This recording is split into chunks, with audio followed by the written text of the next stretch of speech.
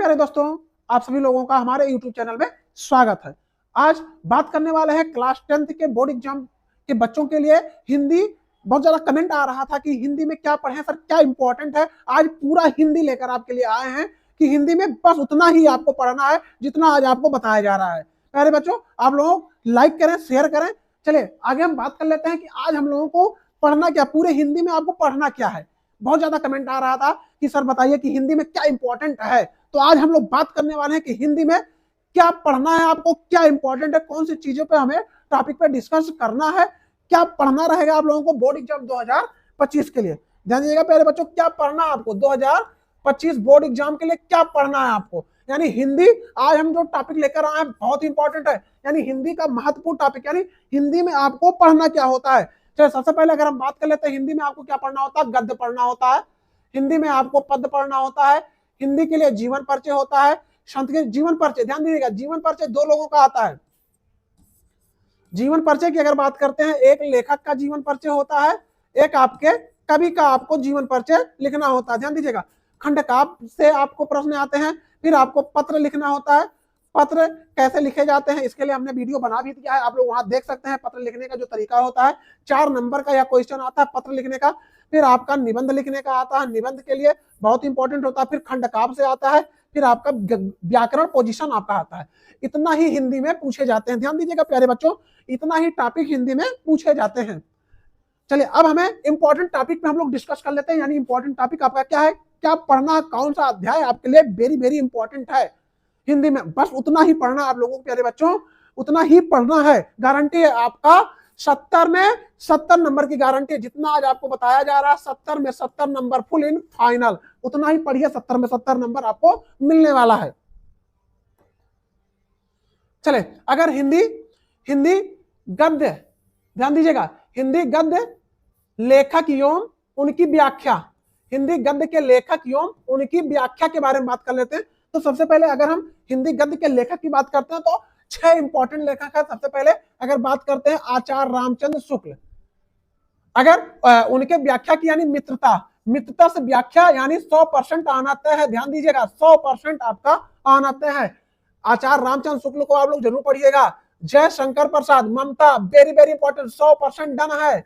ममता पाठ आपका 100% डन है। ध्यान दीजिएगा, उनके लेखक है हमारे जय शंकर प्रसाद। जय शंकर प्रसाद 100% डन। इनका जीवन परिचय यानी लेखक का जीवन परिचय 100% डन है आपका। और तीसरे पे हमारे हैं श्री पदुमलाल पुन्नालाल बख्शी, क्या लिखूं। चौथा हमारा डॉक्टर राजेंद्र प्रसाद, भारतीय संस्कृत। पांचवा हमारा श्री रामधारी सिंह दिनकर, ईर्ष्या तू ना गई मेरे मन से। छठवां हमारा श्री जयशंकर प्रकाश भारती, पानी में चंदा और चांद पर आदमी। ये हमने 6 इंपॉर्टेंट आपके लिए लगाए हैं। 6 में से मात्र आप 3 को ही पढ़िएगा। 6 में से केवल और केवल मात्र आप 3 को पढ़िएगा। आपको पढ़ना क्या है, आचार्य रामचंद्र शुक्ल को पढ़ना है, जयशंकर प्रसाद को पढ़ना है, डॉक्टर राजेंद्र प्रसाद को पढ़ना है, एक और पढ़ लीजिएगा श्री रामधारी सिंह दिनकर। 4 पढ़िएगा आप लोग। 4 में गारंटी हमारी कि आपको मिलेगा। और आपको कहां से आपको व्याख्या मिल सकता है, आपको मित्रता से व्याख्या मिल सकता है, ममता से व्याख्या मिल सकता है, क्या लिखूं। और भारतीय संस्कृत भी बहुत इंपॉर्टेंट है, डॉक्टर राजेंद्र प्रसाद जी का है। भारतीय संस्कृत बहुत इंपॉर्टेंट है। तो इन चीज टॉपिकों के लिए आप क्या पढ़ेंगे, व्याख्या। इन सभी पाठों का आप लोग व्याख्या तैयार कर लीजिएगा।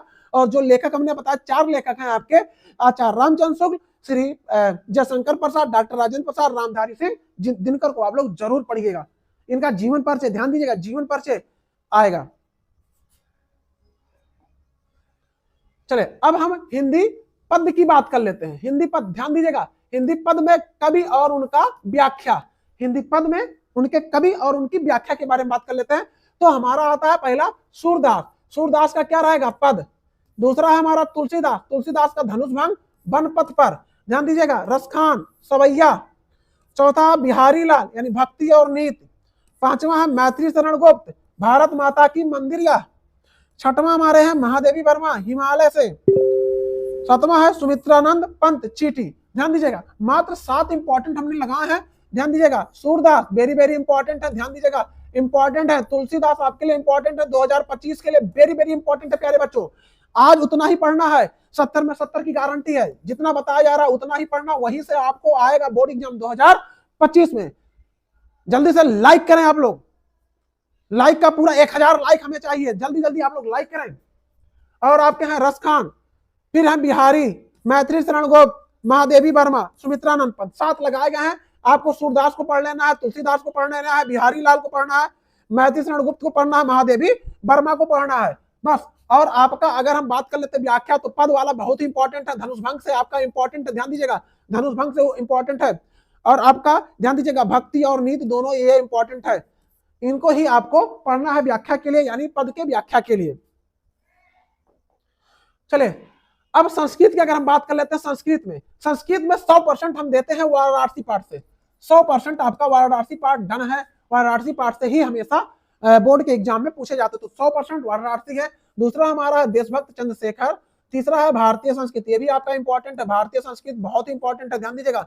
वीर वीरड़े पूजयन्ते, पांचवा है अरुण श्वेत केतु संवाद, छठवां है जीवन सूत्राणि, सातवां है प्रबुद्धो ग्रामीण, आठवां है केन किम वर्धते, नौवां है अन्योन वित्त लासा।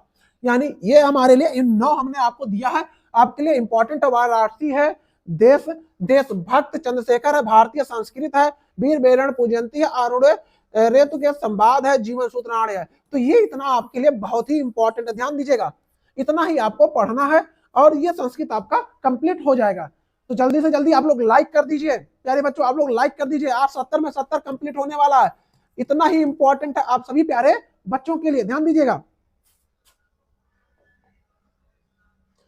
चले पत्र लेखन, पत्र में क्या इंपॉर्टेंट है, हमने 5 पत्र यहाँ लिखा है। पहला हमारा है विद्यालय में खेल कूद की सामग्री की ओर दिलाते हुए प्रधानाध्यापक को एक पत्र लिखिए, ध्यान दीजिएगा। पत्र का हमने वीडियो बना दिया है, उसको आप लोग जरूर देख लीजिएगा कि पत्र कैसे लिखे जाते हैं, कितने प्रकार के पत्र होते हैं। आप हमारे चैनल पे जाके आप पत्र को देख सकते हैं कैसे लिखे जाते हैं। दूसरा आपका इंपॉर्टेंट है शहर की सफाई हेतु अपने शहर के मुख्य अधिकारी को पत्र लिखिए। तीसरा है छात्रवृत्ति के लिए अपने प्रधानाध्यापक को एक पत्र लिखिए, ध्यान दीजिएगा। चौथा है जन्मदिन पर मित्र द्वारा भेजे गए उपहार के लिए मित्र को धन्यवाद पत्र लिखिए। पांचवा है राज्य परिवहन निगम के मुख्य प्रबंधक को बस चालक के अप्रशंसनीय व्यवहार का उल्लेख करते हुए शिकायती पत्र लिखिए। ये आपको हमने 5 दिया है, 5 आप तैयार कर लीजिएगा। 5 में गारंटी है आपकी, आपका मिलने वाला है बोर्ड एग्जाम 2025 में। केवल आप 5 का रूपरेखा देख लीजिए कैसे लिखे जाते हैं, किस तरीके से लिखे जाते हैं। आप हमारे चैनल पे जाके उस वीडियो को भी देख सकते हैं जिसको हम लोगों ने बनाया है। निबंध लेखन, निबंध में क्या इंपॉर्टेंट है, ध्यान दीजिएगा। निबंध में आपका है जीवन में अनुशासन का महत्व, बहुत ही इंपॉर्टेंट है, ध्यान दीजिएगा। जीवन में अनुशासन का महत्व। दूसरा हमारा बेरोजगारी की समस्या। तीसरा है विज्ञान के चमत्कार। चौथा इंपॉर्टेंट है भारत में आतंकवाद। पांचवा इंपॉर्टेंट है पर्यावरण सुरक्षा। ये 5 आप लोग तैयार कर लीजिएगा, एक बार पढ़ लीजिएगा जरूर, यहां से आपके नंबर पूरे पूरा मिलने वाले हैं। ये 5 इंपॉर्टेंट है आप सभी लोगों के लिए निबंध लेखन का। चले खंड काव्य की अगर बात करते हैं, बहुत बच्चों का कमेंट आया था कि सर हम खंड काव्य में क्या लिखेंगे, क्या लिखा जाता है उसमें। खंड काव्य की अगर बात कर लेते तो बहुत सारे बच्चों का कमेंट आता है कि सर हम सिद्धार्थनगर से हैं, हम बाराबंकी से हैं, हम बस्ती से हैं, हम मथुरा से हैं, हम बरेली से हैं, फैजाबाद से, हम झांसी से हैं, तो क्या लिखें। तो आज हम बात करने वाले हैं खंड काव्य के बारे में। यानी खंड काव्य में सबसे पहले अगर आता है मुक्तिदूत। मुक्तिदूत कौन कौन लिख सकते हैं, आगरा के लोग लिख सकते हैं, बस्ती के लोग लिख सकते हैं, गाजीपुर के लोग लिख सकते हैं, फतेहपुर के लोग लिख सकते हैं, और बाराबंकी के लोग क्या लिखेंगे, मुक्तिदूत लिखेंगे। अगर दूसरे नंबर की बात करते हैं ज्योति जवाहर की, तो ये कौन कौन से लोग लिख सकते हैं, कानपुर के लोग लिख सकते हैं, कानपुर, प्रतापगढ़, मिर्जापुर, ललितपुर आदि, ठीक है। अगर पूजा की बात करते हैं प्रयागराज, आजमगढ़, मथुरा। मेवाड़ मुकुट की बात करते हैं बुलंदशहर, देवरिया, बरेली आदि के लोग, सुल्तानपुर, सीतापुर, बहराइच आदि के लोग भी लिख सकते हैं। एक बार आप लोग इनको, इस बारीक चीजों को इनको देख लीजिएगा खंड काव्य के लिए। जय सुभाष को कितने लोग, कहां से लोग लिख सकते हैं, लखनऊ के लोग लिख सकते हैं, सहारनपुर के लोग लिख सकते हैं, ध्यान दीजिएगा। फैजाबाद के लोग, बांदा, झांसी और हरदोई आदि के लोग भी लिख सकते हैं, ध्यान दीजिएगा। आप लोग एक बार इनको देख लीजिएगा। और बहुत ही इंपॉर्टेंट है, यानी अगर हम बात करते हैं सिद्धार्थनगर के लिए, तो सिद्धार्थनगर के लिए हमारा मुक्तिदूत आता है, यानी बस्ती मंडल, यानी बस्ती, यानी सिद्धार्थनगर के लिए भी हमारा मुक्तिदूत आता है। तो सिद्धार्थनगर के बच्चों के लिए आपको क्या लिखना है, मुक्तिदूत लिखना है, ठीक है। सिद्धार्थनगर, बस्ती, उसका सटे यानी बस्ती मंडल के जितने भी होते हैं, यहाँ आपको क्या लिखना है, मुक्तिदूत ही लिखना। बाकी आप लोग देख लीजिएगा आप किससे हैं, कहाँ से बिलोंग करते हैं, उसको आपको लिखना है। तो प्यारे बच्चों, अगर अच्छा लग रहा हो यह वीडियो तो हमें कमेंट कीजिए और शेयर कीजिए, और आप लोग अच्छी तैयारी अपना करते रहिए।